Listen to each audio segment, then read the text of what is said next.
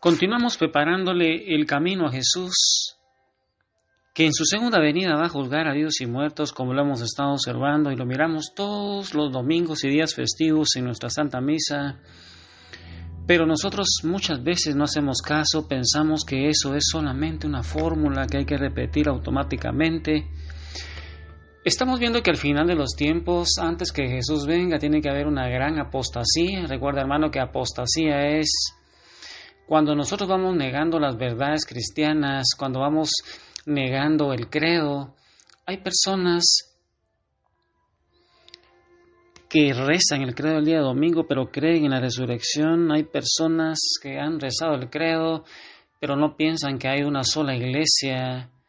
Hay personas que dicen creer en el credo y lo recitan, pero creen más en la reencarnación que en la resurrección de Jesús. No están esperando la segunda venida de Jesús, y a eso, hermano, nuestra sociedad occidental, que cada día se va a ir descristianizando, cada día tú vas a ir viendo que mucha gente se va a ir de nuestra iglesia para ir tras falsos maestros que lo vayan engañando, que le endulcen sus oídos con doctrinas de la prosperidad, con sanaciones, con milagros, con prodigios, y ya no la verdadera fe, aquella fe de 2000 años que la iglesia viene custodiando desde su fundación, fundada por el Señor Jesús.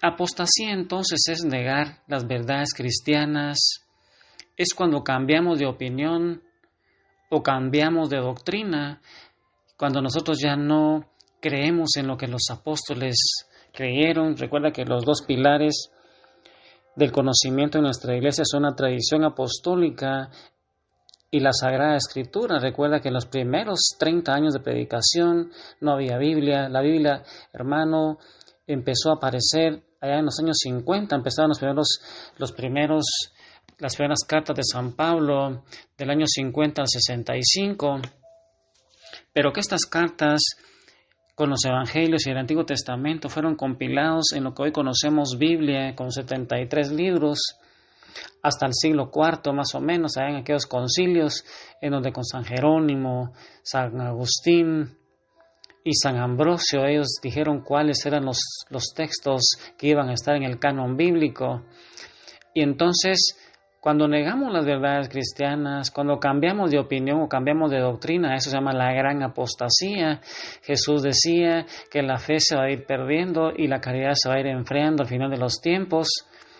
Y estamos viendo entonces en nuestra iglesia una oleada, una corriente infiltrada en la iglesia llamada la teología de la liberación. La teología de la liberación, con la aparición del anticristo, esta apostasía llegará a su máxima maldad, y ahí dijimos que va a haber la abominación de la desolación. Vamos a ver en qué consiste la abominación de la desolación. Cuando ya no exista el sacramento o el altar, cuando ya no exista la misa, el anticristo va a quitar ese sacramento, el sacramento de nuestra fe. Se va a prohibir la Santa Misa, y con la persecución y asesinato de los verdaderos cristianos, ahí, hermano, va a estar la gran tribulación. Pero esa gran apostasía va a ir llevando a la Gran Babilonia. La Gran Babilonia es esa sociedad occidental que se ha descristianizado y le está haciendo una gran autopista al anticristo para que él venga a quitarle la adoración a Jesús. Pero en esos momentos va a venir Jesús por los aires a traer a su iglesia.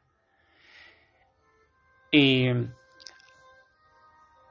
la teología de la liberación, se le puso teología para engañar y para confundir. Teología, hermano, quiere decir básicamente tratado de Dios, tratado de sus atributos, de sus perfecciones, que nada tienen que ver con las ideologías políticas que estas personas liberacionistas se infiltraron en nuestra iglesia. Recuerda que el marxismo infiltró nuestra iglesia, así como la masonería y el homosexualismo, que son armas de Satanás para destruir a nuestra iglesia. Pero recuerda, hermano, que Jesús nos ha dicho que primero las puertas del infierno no van a prevalecer contra nuestra iglesia.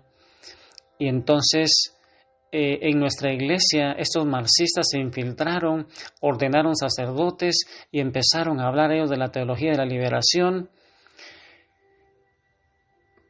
Nuestra cultura ha establecido términos y conceptos para designar y explicar las cosas y por ello es una aberración que se cambie por completo lo establecido para ajustarlo a sus intereses políticos y entonces esta teología de la liberación va dando unos conceptos distintos que el día de hoy vamos a ir hablando. Ellos están hablando de una iglesia nueva, sin una dimensión sobrenatural. Ellos no renovaron la iglesia como ellos tratan de hacernos creer, sino crear simple y llanamente una institución distinta, con otro origen, con otros fines, con otros medios. Ellos crearon en nuestra iglesia allá por los años 60 y todavía persisten, aunque están más camuflajeados, una nueva secta que desgraciadamente se infiltró en nuestra iglesia por el marxismo y donde lo más fácil para ellos es manipular, es engañar y hasta colaborar con grupos de extrema izquierda que nada tienen de cristianos. Miremos algunos puntos. Hoy vamos a empezar a ver algunos puntos de lo que es esa secta que se infiltró en nuestra iglesia llamada la teología de la liberación, y en países como Guatemala, Nicaragua, Brasil, Colombia se infiltró mucho esa teología de la liberación con el marxismo, en donde muchos sacerdotes empezaron a tomar las armas para hacer un reino de Dios terrenal. Y mira, hermano, cuál es parte de su doctrina. Saca tu cuaderno, hermano, saca tu lápiz. El concepto de pueblo de Dios, ¿cuál es el concepto que la teología de la liberación tiene acerca del pueblo de Dios, del cual nosotros diríamos que está formado? El pueblo de Dios está formado por todos aquellos que hacemos la voluntad de Dios, ya sean ricos, ya sean pobres, campesinos, poblanos, indios o blancos.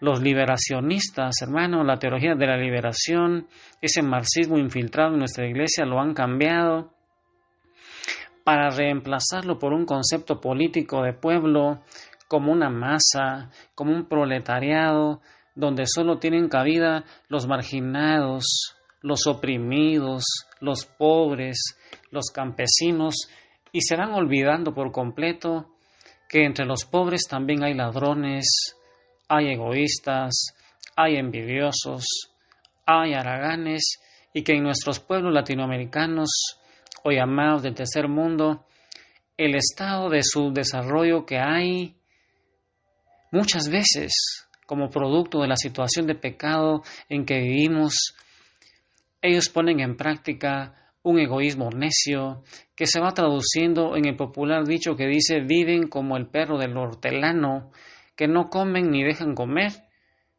Y con respecto a la violencia, la teología de la liberación en América Latina se refiere que acuden a una mañosa utilización de los textos bíblicos y sacan toda una tesis de violencia cristiana con algunos textos.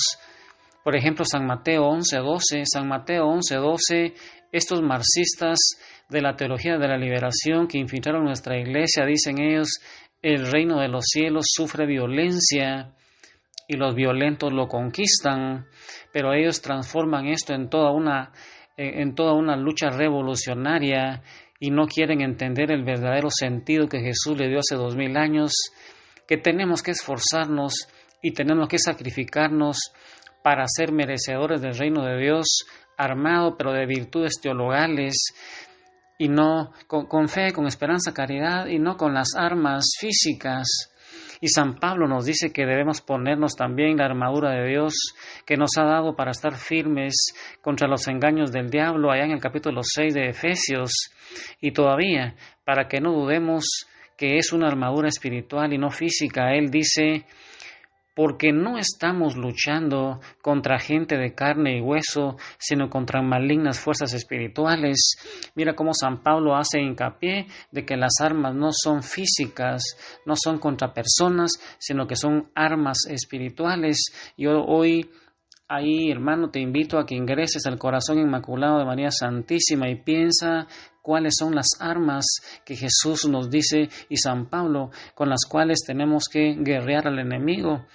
y cuáles son las armas de la teología de la liberación, de lo que tú has escuchado, que ellos hablan de un reino terrenal, un reino que hay que implantarlo para los pobres, quitándole a los ricos, pero con armas físicas.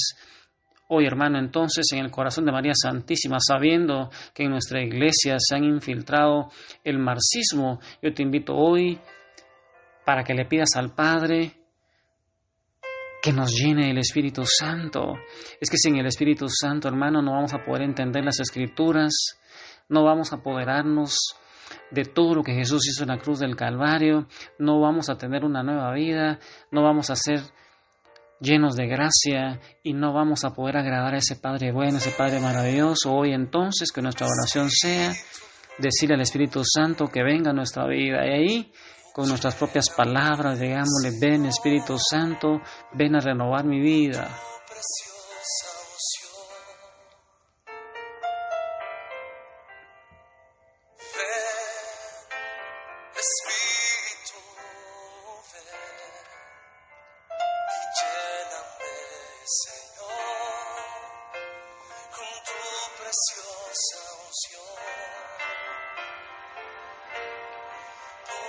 Purifícame y lávame, renuévame y restáurame,